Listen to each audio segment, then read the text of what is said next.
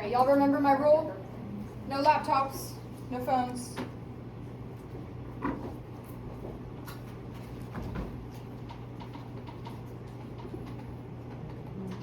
Can you guys see it?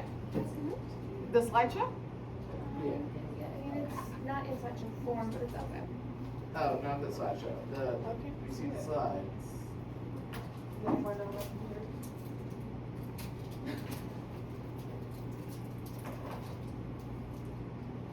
Yeah. Yeah.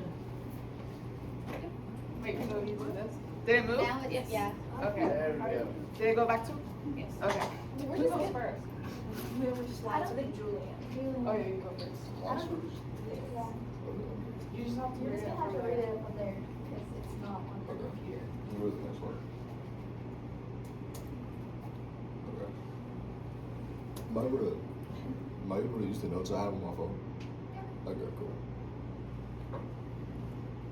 Alright, so Harry Potter, the main developmental life stages that is shown is adolescence. The show starts when he's around 10 to 11 years old, and it ends when he gets to like 17, 18. And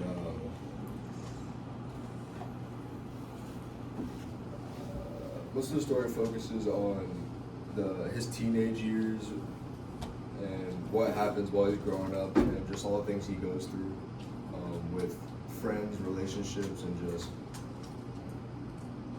how growing up makes you look at things differently.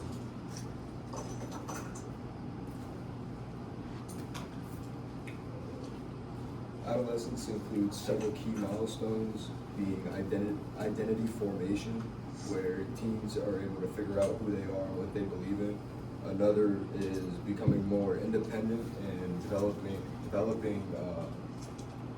decision-making skills and looking more into the future before you do things.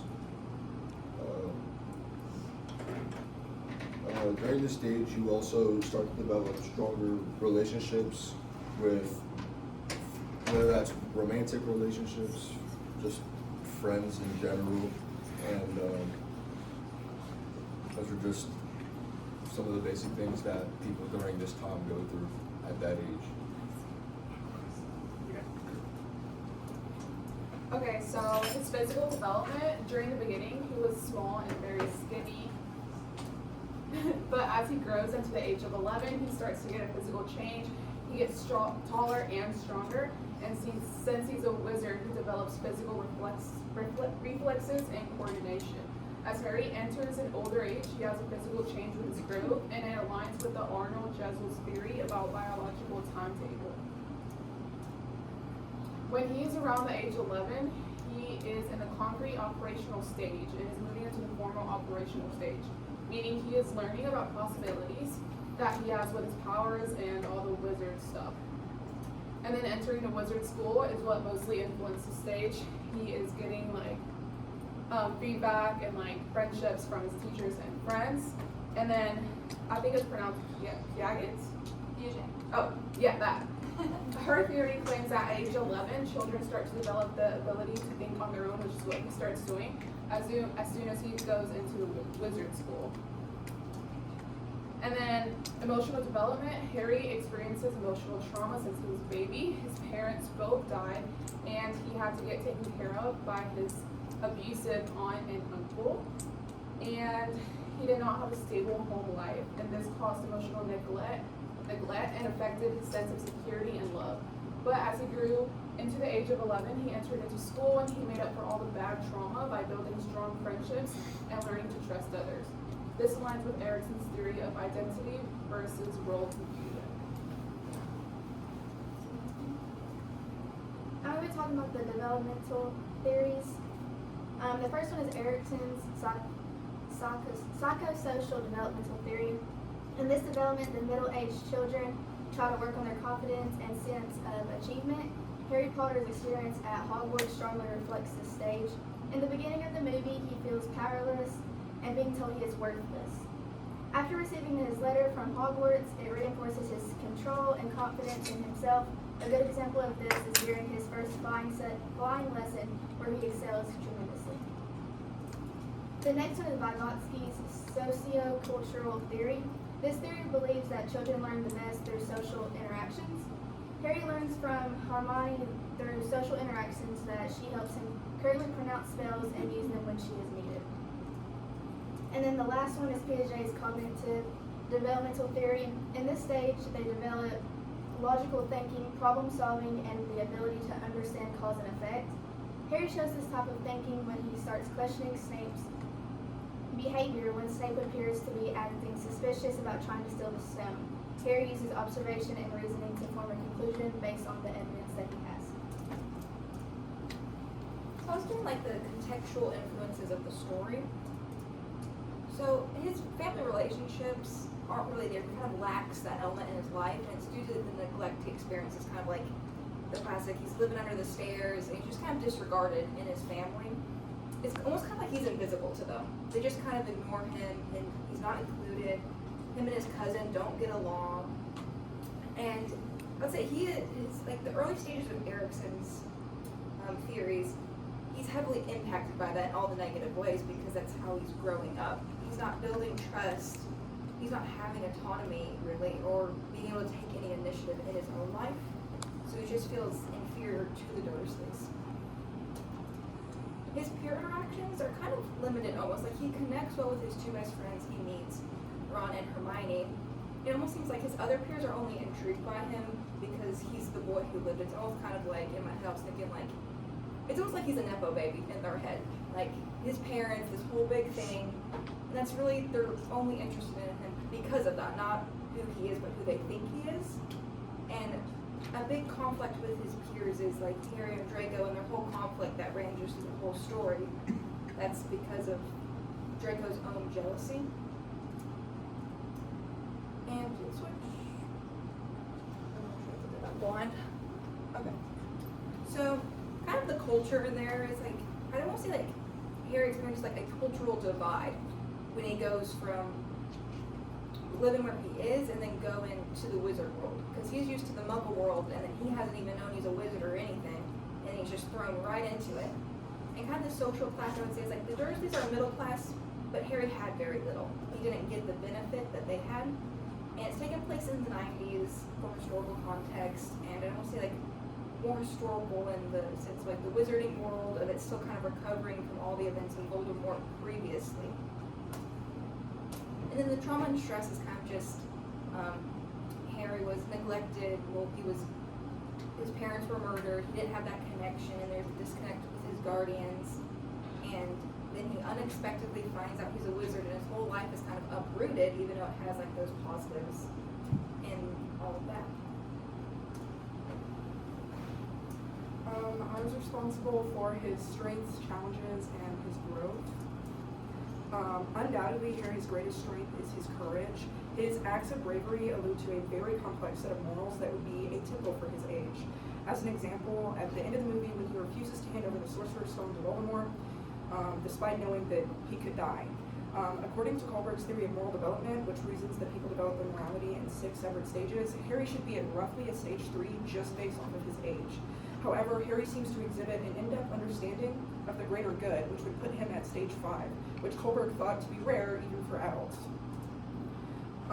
Delays, conflicts, and risks. Unfortunately, willingly putting yourself in harm's way as an 11-year-old because of your own selflessness comes with a lot of risks, including but not limited to potential PTSD and other forms of emotional dysregulation, issues of self-worth, like what am I if not a hero, delayed social development due to his utterly unique circumstances, and then like as the cherry on top for that, an avoidant attachment style caused by his neglectful upbringing that will later cause social withdrawal and self-isolation.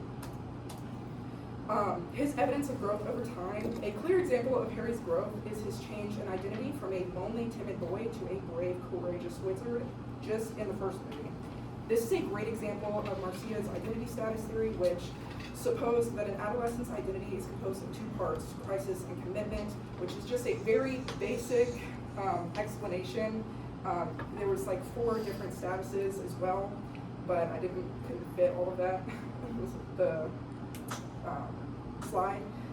But in the first movie, he is confronted with his new identity of a wizard, which results in a complete upheaval of his previous identity, values, and environment, which is a crisis. And then by the end of the movie, Harry shows a newfound commitment to his role. That's it.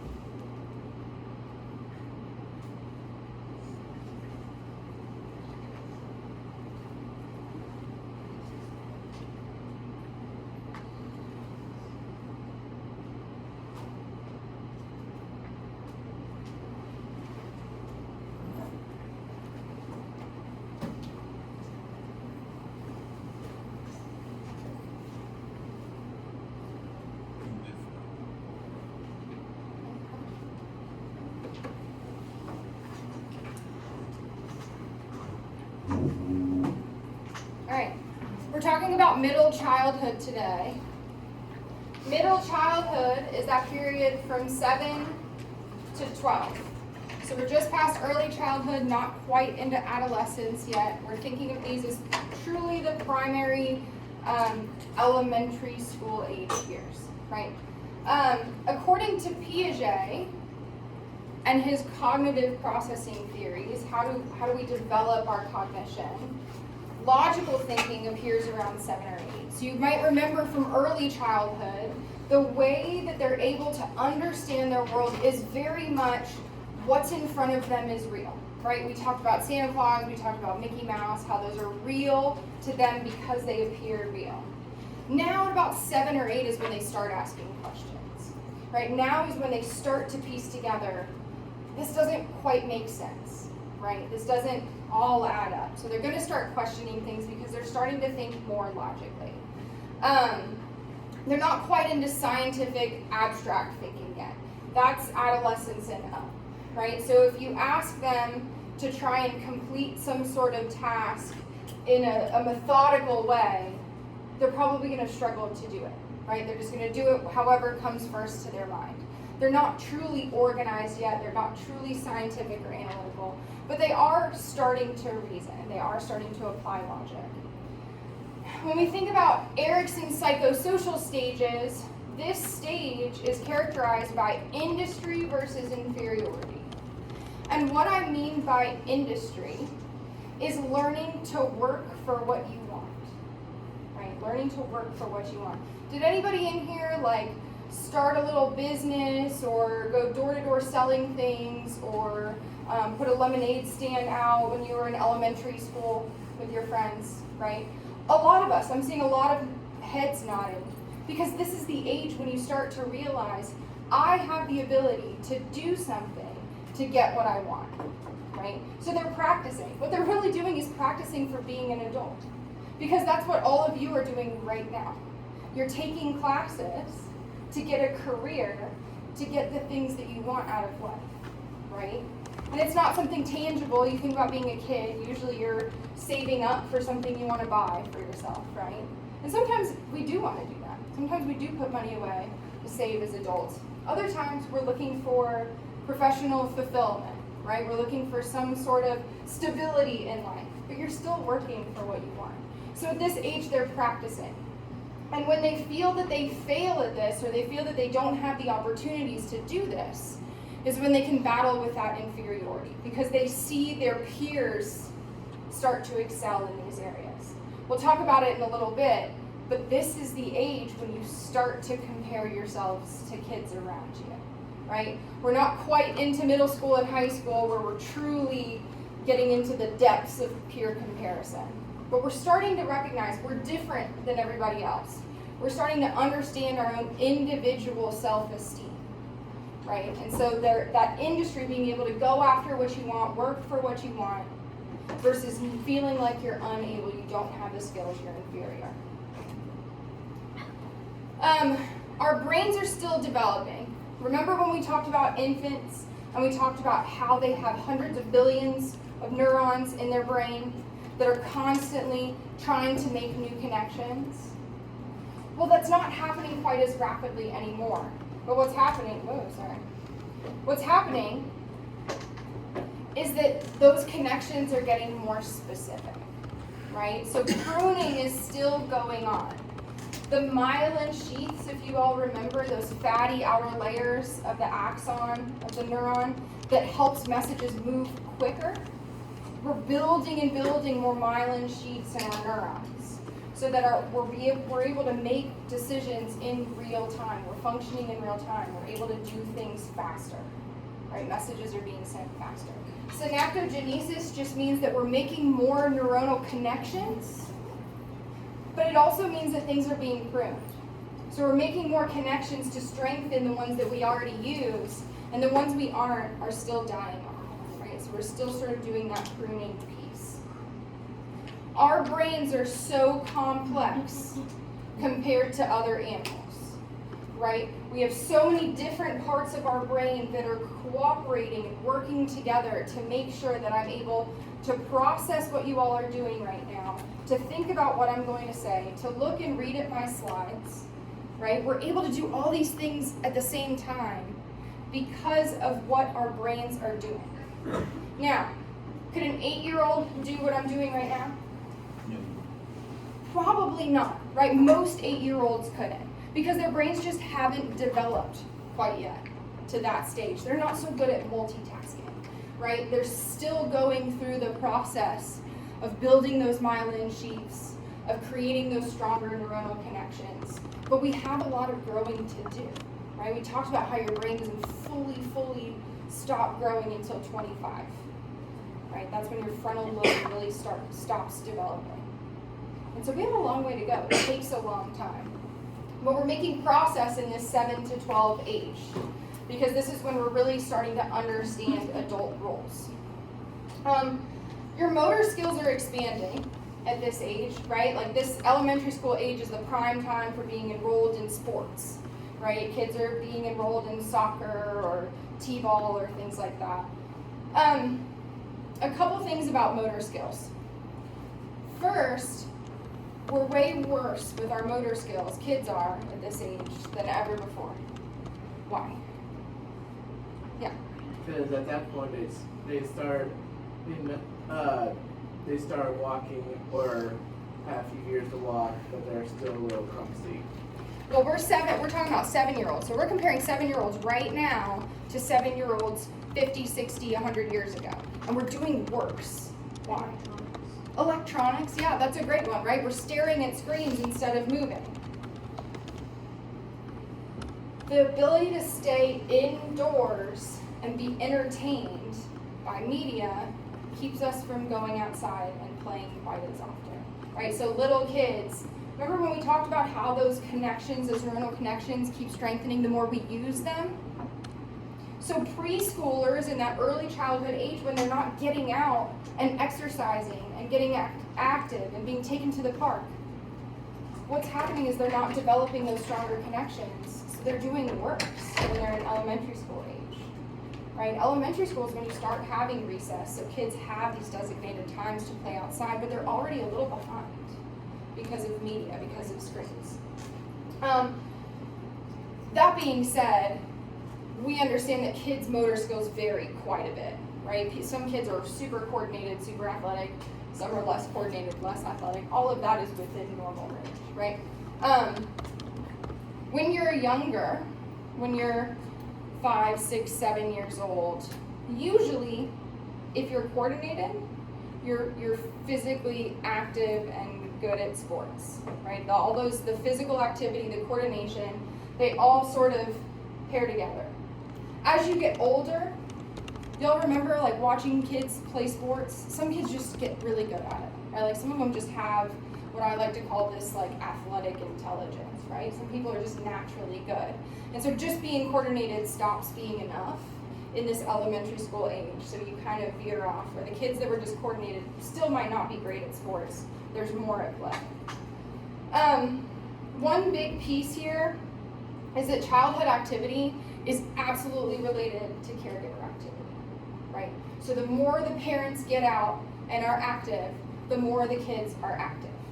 And that makes sense, right? Kids who are outside running and playing with their parents are going to run and play more than if their parents sitting on a bench watching them, or if their parents stay inside. Kids like to do what adults do, right? They do. Even up until adolescence. Adolescents are just trying to do what adults are doing, right? They're just trying to be adults. And so when you think about the kids who are actually getting outside, playing, getting that early activity, it's mostly because their parents are doing that too. They're modeling that.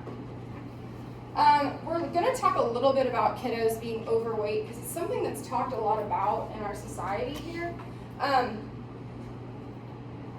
What we found when we actually studied childhood obesity is that very early on, like in the first year or two of life, you can indicate whether they're going to struggle with weight in childhood, right? So being quote unquote overweight or overeating in infancy actually leads to childhood obesity. We've linked it. Now, that doesn't mean that there aren't a lot of other factors at play, right? That's not, just because they're connected doesn't mean there aren't other factors. There's clear negative effects on kids, not just limited physical activity, but kids can be mean, right? So there can be some negative emotional feelings about being different than kids. So I want to ask you some true or false questions before we move on. True or false? Children become obese because they eat excessively and don't exercise. True. False. False. So we can link habits in preschool kids, little kids. We can link how they're fed in infancy, and that's actually more strongly correlated with childhood obesity than what they're eating as kids, as in this middle childhood period. Number 2, parents are responsible for child obesity due to overfeeding. True. This one's false with kind of like an asterisk next to it, right? It's really hard to regulate a baby eating. So part of it is just in their genetics, right? It's in the way that they metabolize food, it's in their genetics. When babies tend to overeat, they do it naturally. It's really hard to regulate, especially if you're breastfeeding, right? So a lot of it has to do with just parents feeding their children the way that's appropriate, and then it's up to genetics, right? We're still going to talk about habits, because that absolutely plays a role, but it's not what links to childhood obesity. Number 3, childhood obesity is increasing. True. This one's false too. And I know it seems like it. But in the last, I want to say 15 years, there have been a lot of policies that have changed about the type of food available to kids in public schools, right? So we've really taken a step back and looked at what are we feeding our kids. It can't just be whatever's cheapest, most convenient, easiest. We have to make sure they're getting balanced diets. So we've actually changed federally the food that's available to our young kids, and it's helping. We're not looking at drastic strides, but we're actually doing better now than we were 10, 20 years ago, because we've put into place these policies to actually look after our kids' health, right? School-based anti-obesity programs that measure BMI, which is body mass index, and inform families are effective. What do y'all think? Say that one again. School-based anti-obesity programs that measure body mass index and informed families are effective.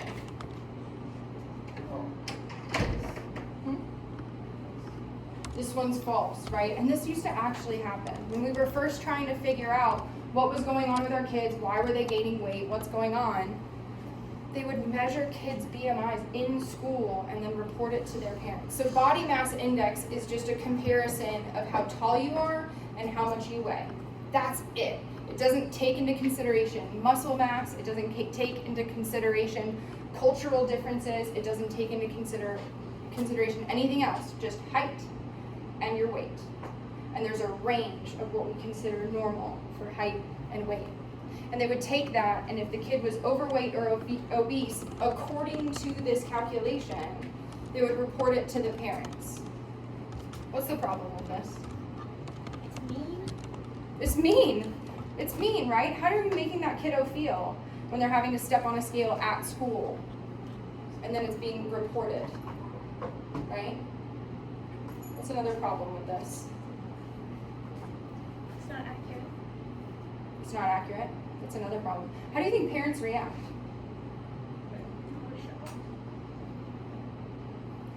Is this enough information to give parents to actually help their children? No, right? They're gonna see this and go, we've gotta fix it, and then restrict that kid's food, or put them down, or change the way they're allowed to eat. Instead of enforcing healthy habits, we restrict and we punish.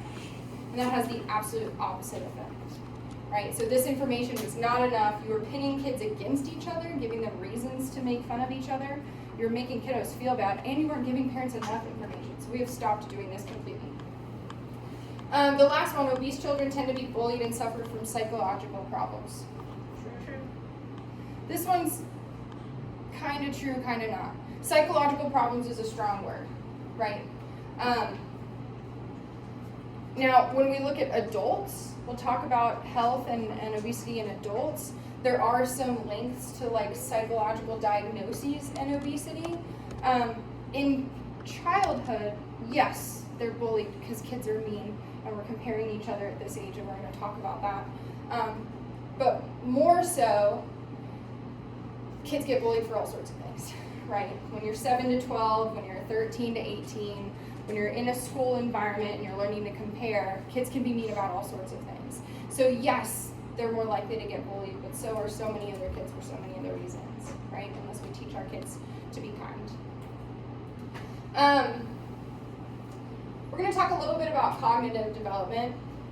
One of the biggest things that changes with cognitive development at this stage is memory, right? In elementary school is when we start expecting kids to remember things, right?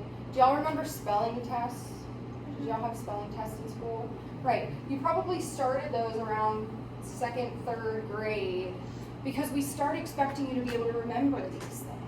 You start actually being tested on things so that you're retaining information, you're keeping it in your working memory, and you're able to actually use it later. That's what your working memory is, right? Being able to learn something, keep it in your brain, and then use it for later.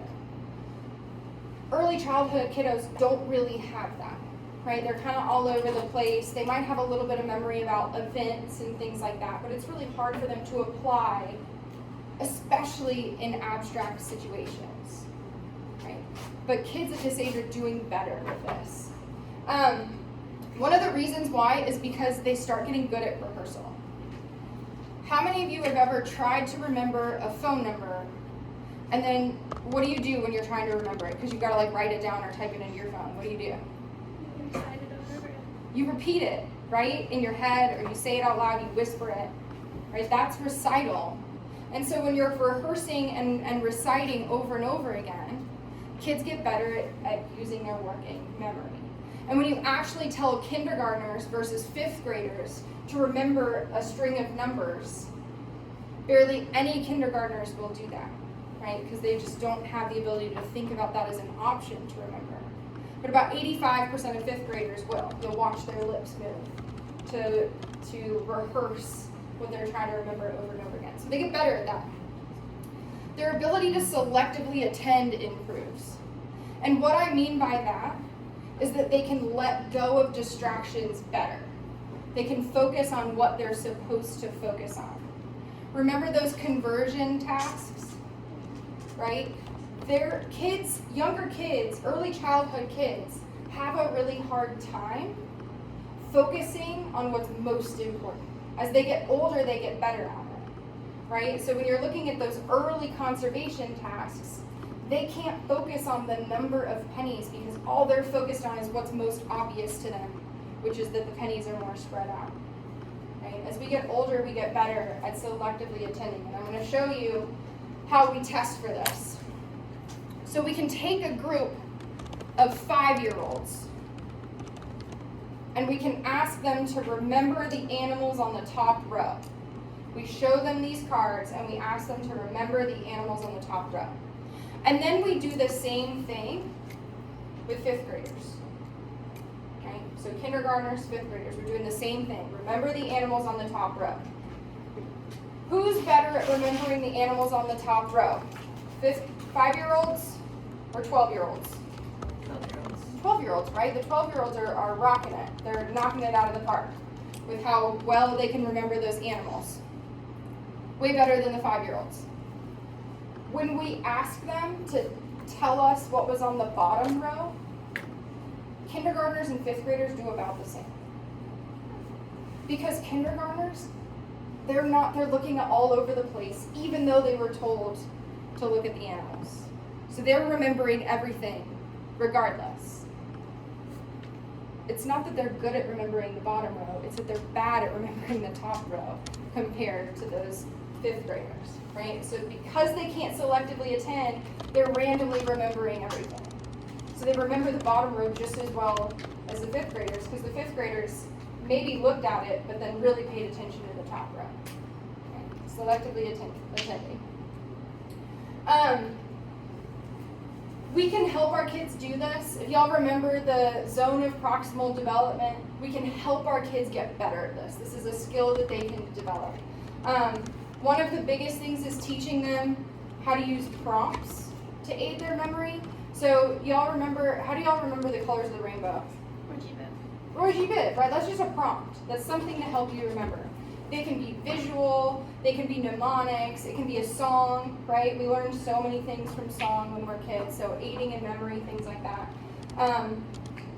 We have to expect that earlier on, kids are still going to be really impulsive, right? So they might blurt out the first answer that comes to them, even if it's not the right one, and we have to just kind of understand that. One of the best ways to help kids' memory and help their focus is getting them exercise, getting them movement. It improves cognitive and executive functioning more than almost anything.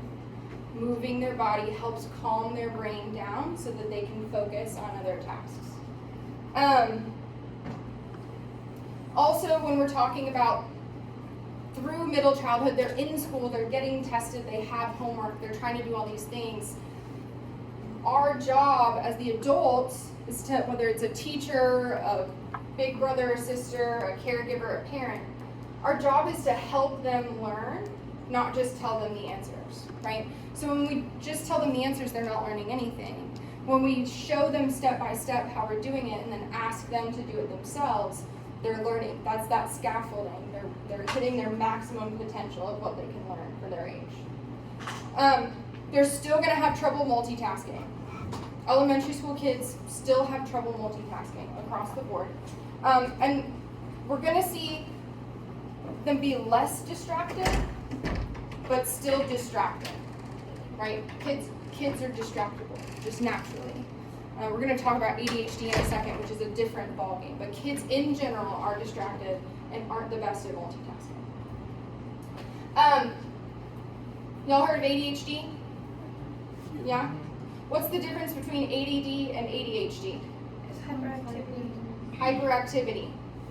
How do you tell the, what does ADD look like without hyperactivity?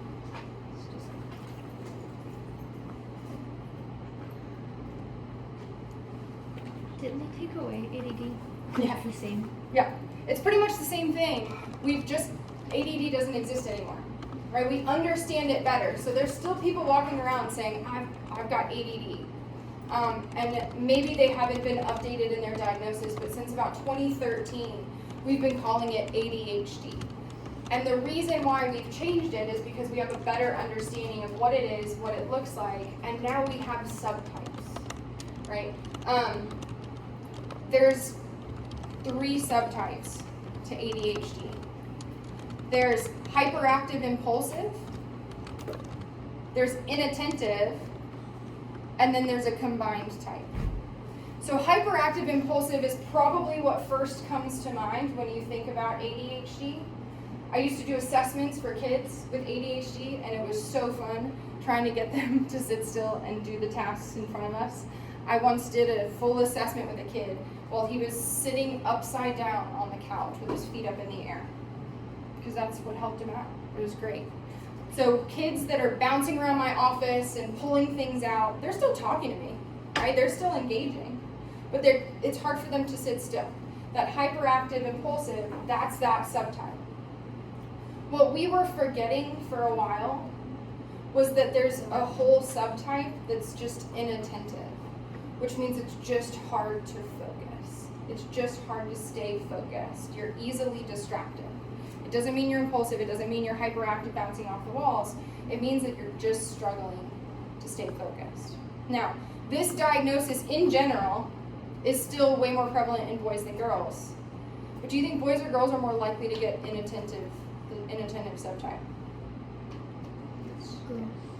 Girls, right? It's more common in girls because we were kind of missing it. And the reason we were missing it is because they weren't causing any problems, right? Boys can absolutely have this subtype too. Anybody can have the inattentive subtype. But we were missing it because the kids who were bouncing off the walls and rocking back in their desks and falling over and breaking pencils and doing those things, they were the ones who were getting flagged by the teacher, the school counselor, hey, let's do an assessment, let's figure out what's going on. The ones who are sort of distracted, staring out into space, having a hard time focusing, they weren't causing problems, so they weren't really getting flagged. I can't tell you how many adult ADHD assessments I've done, women and men both, because they were smart enough to get through school, but maybe now they're in college or they're going to graduate school or they're trying to do this complicated job, they're working in a job environment, and they're struggling, right? Because they've sort of flown under the radar. They've figured out their own coping skills and they've kind of flown under the radar until they're adults and they realize, hey, actually I might need help with this. So it's super prevalent. It's not that it's more common, it's just that we're understanding it better. Media doesn't help. Apps like TikTok don't help. They sort of prey on our attention span, our short attention span, and are actually shortening our attention span, right? Young kids' cartoons. I don't know if y'all have ever seen like old school cartoons. Those things are slow. Man, they're slow, especially for little kids. You watch these cartoons, they're having conversations that are long and drawn out, they're slow, they're not super bright and flashy. Nowadays, scenes in kids' shows change every 7 seconds. Every 7 seconds, because they know that kids get distracted and kids get bored, and so they want to keep them engaged, right? So we're not really helping our case. Kids who are already predisposed are probably more likely to show symptoms because of the environment that they're in. But what we see are across the board are executive functioning deficits. So their working memory, their ability to selectively attend, just harder for kiddos with ADHD. Inhibition, impulsivity, so slowing down before making a decision, right? And then doing tasks under pressure, like timed tasks, tend to be harder. And there's ways that we assess for it formally, right? We can do intelligence tests that actually look at your verbal and nonverbal intelligence, and then your working memory and your processing speed. And kids or adults with ADHD will have very high, within normal range or above, verbal and nonverbal intelligence. It's just that their working memory and processing speed is a little bit lower. So it seems like they're struggling in school when it has nothing to do with their intelligence, right? And we have lots of ways to help. It's primarily genetic. Your book talks about child environment fit. It takes a lot of patience to help kiddos with ADHD learn skills. Medications absolutely help. But especially when you've got a kiddo that maybe is hyperactive, impulsive, it takes a lot of patience to help them slow down and learn some coping skills. Because it's not just medication, there's tons of behavioral therapies for kiddos with ADHD that are absolutely helpful. I used to do group therapy with 7 and 8-year-olds with ADHD, and it was all focused on teaching them how to play socially without taking over, right? How to interact, how to have conversations and wait your turn and think about what they've said. How to remember to do things that you want to do during the day. So just like little reminders, we practice, we play, it was really fun. But it takes a lot of patience, right? And so if you don't have the environment that allows for that, then you're not going to get the help that you need necessarily. Psychostimulant medications help. Why do we use stimulant medications for ADHD? Because they help mellow the mind, I guess you could say. Right, but wouldn't you think a stimulant medication would do something like, a stimulant is like coffee, right? You drink coffee and it revs you up. So why does that help? It evens them out in a sense. It evens them out, yeah. In kiddos and adults with ADHD, their brains are bored, which is why they can get distracted, which is why they can be hyperactive. Their brains are bored. It has to do with differences in neurotransmitters in their brain, like truly the way they process things like dopamine. Their brains are bored. And so stimulants actually help get their brain to a spot where they're not bored anymore, in layman's terms. That's how it works. It seems counterintuitive, but it actually really helps.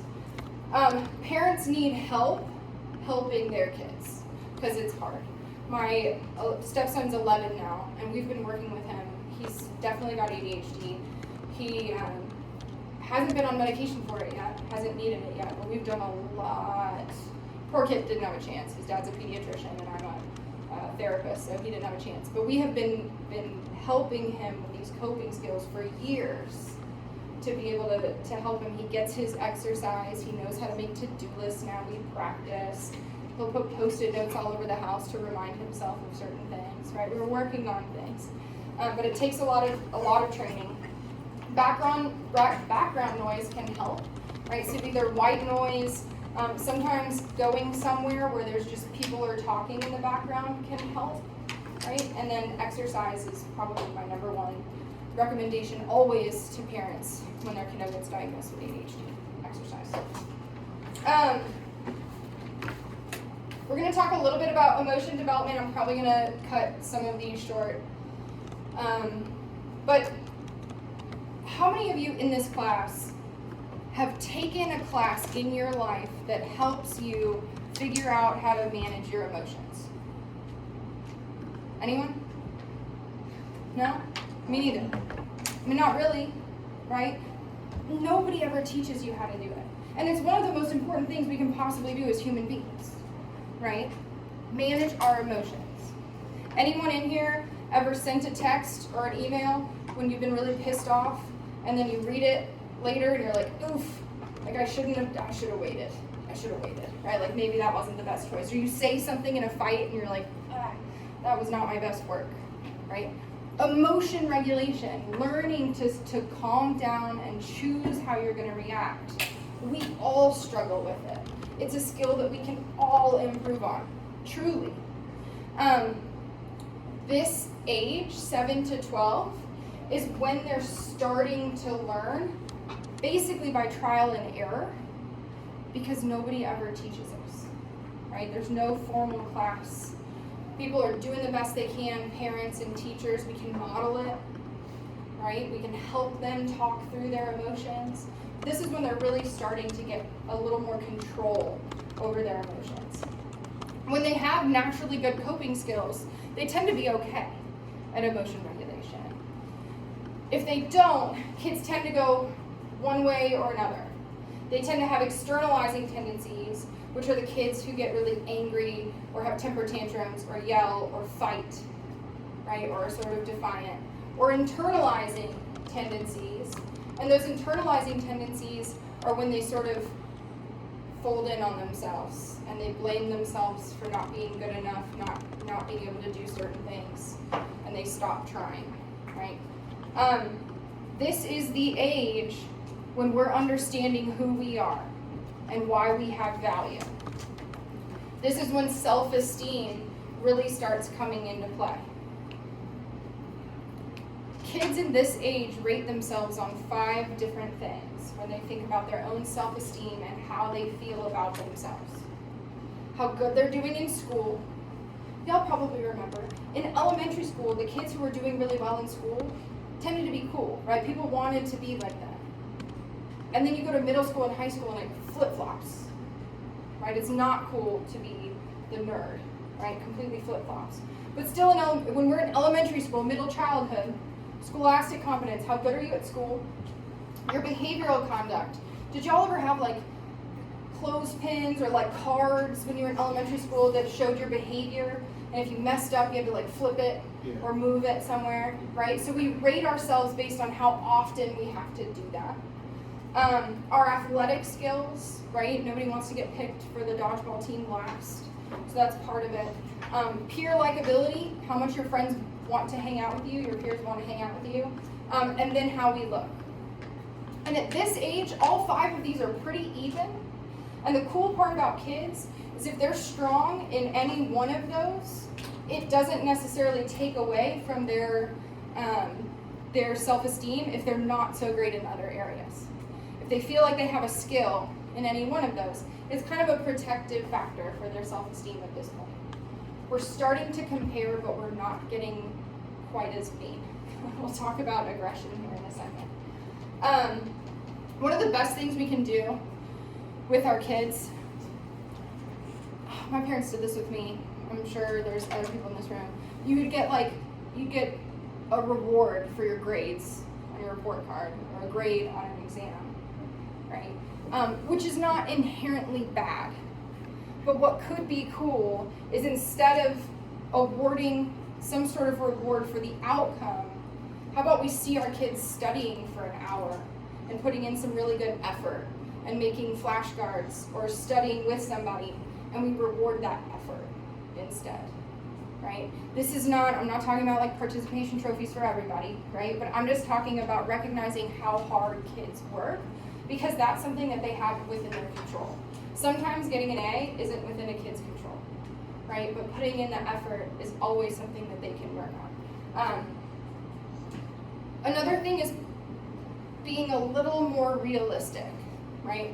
I'm a millennial, and so my parents were of the baby boomer generation that basically raised me to like follow your dreams and do whatever you want to do, and as long as you work hard, you'll be successful. Is that true?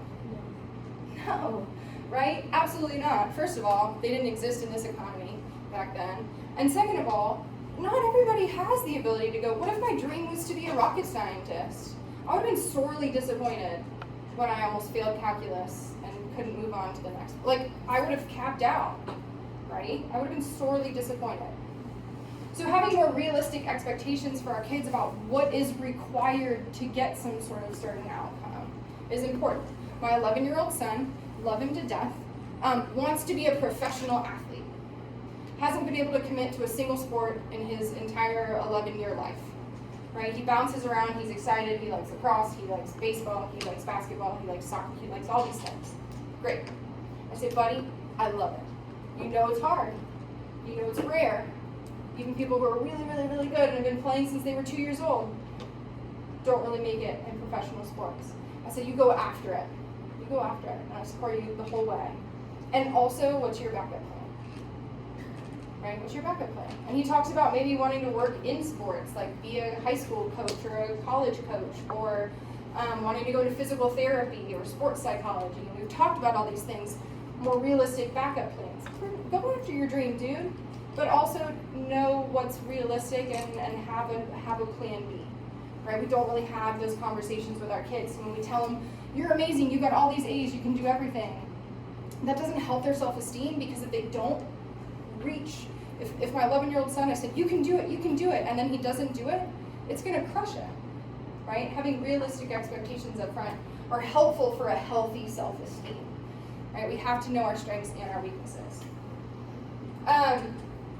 I'm not going to talk too much about morality because we're actually going to go into it further when we talk about adolescence and early adulthood. But you guys know what having like a moral code is, right? It's our own individual compass of what we think is right and wrong. And at this young age, 7 to 12,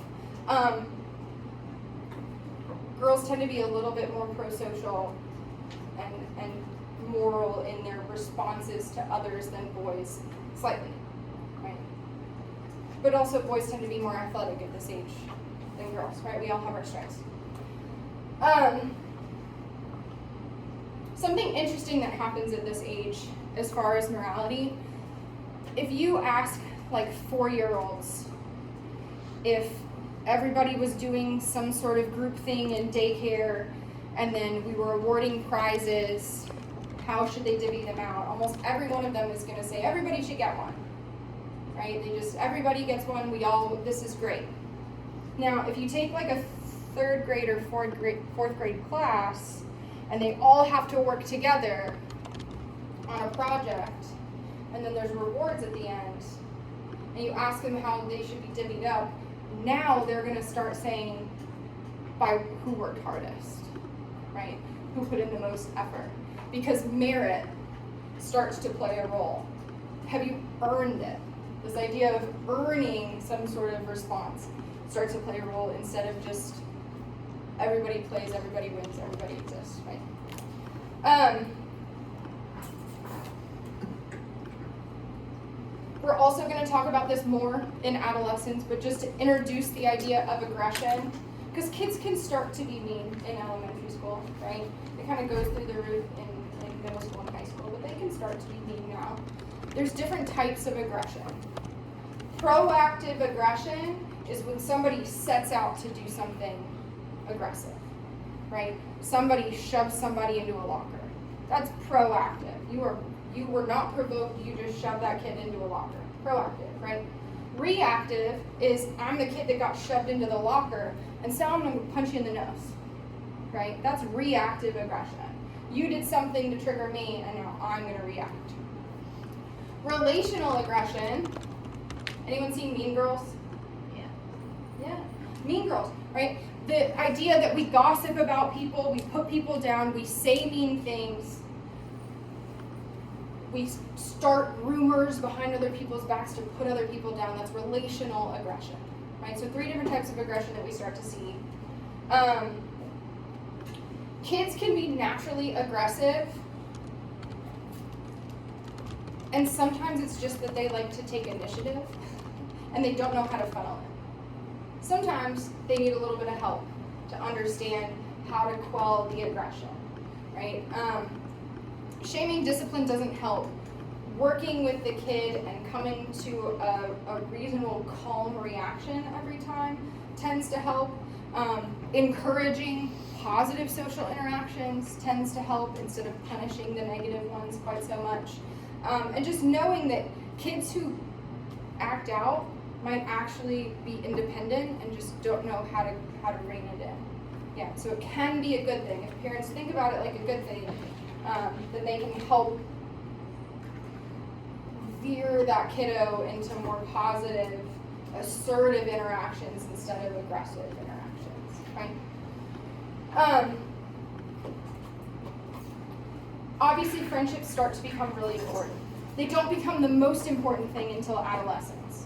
In adolescence, friendships are way more important than your relationships with your parents, at least as far as your development, who you interact with, how you grow, how you change. And at this age, they're learning how to make friendships, how to interact with friends. Popularity starts to become a thing, right? Popular kids versus the reject kids versus average kids. Studies show across the board that the happiest, healthiest kids are the average kids. Does that make sense? Happiest, healthiest kids are the average kids. Because they're not fighting to be at the top, but they don't feel outcasted. Right? Happiest, healthiest kids are the ones in the middle. No, you're good. Girls, as they get older, tend to go real high in relational aggression. Boys, not so much, right? As they get more popular, they engage in more relational aggression. Why? As girls get more popular, they engage in more relational aggression. Because we're mean? Because we're not naturally mean necessarily. Competition. Competition, absolutely, right? We're trying to stay at the top. And so we don't react in physical ways quite as much, but what we do is we put other people down to keep our spot, right? Boys, you don't see a lot of relational aggression. It doesn't really change that much depending on how popular you are. Girls, it goes through the roof because that's where we naturally tend more towards. I'm not going to talk about that. I'm going to let you all go. We're going to cover chapter 7 on Monday. I think I can get through it in enough time to also give you a little bit of a heads up on some specific things for the exam, do a little bit of exam review, okay? And then exam is next Wednesday, the midterm exam. It's all multiple choice. If you remember, it's all multiple choice. It's mostly applied questions. It's not definitions. It's mostly applied questions. So make sure you understand the concepts in your own words so that you can actually apply them to unique situations, real life scenarios, examples, things like that. I always curve my exams, y'all will be fine.